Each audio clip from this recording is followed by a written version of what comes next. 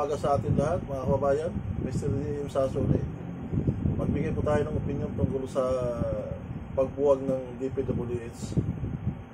Para sa akin, hindi dapat buwagin dahil hindi naman lahat na empleyado ng DPWH mga gumagawa ng hindi maganda. Mayroon naman din mga mababait dyan at matitino. May mga pamilyado din yan. Paano naman yung pamilya nila?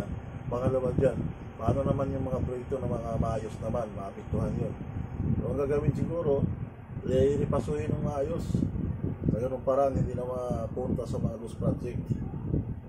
Sa ganung paraan, makita naman ng taong bayan yung bayad nila na buhis, buwan-buwan. Nakataon lang siguro ito, DPWH ang naimbestigahan. Pero kung lahat na sa ngayon ng gobyerno imbestigahan ito, hindi lang siguro ito yung may problema.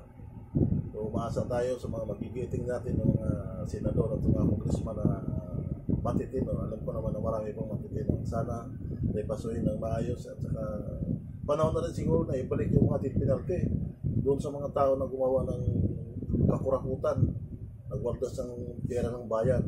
Ibalik yung death penalty, kasama na yung mga tao naman nagtatanim ng ebidensya dahil mahirap din naman kung parusahan nila ng death penalty tapos wala namang kasalanan, planted naman yung mga ebidensya. So tibang-tibangin siguro sa mga magigiting natin ng mga mababatas.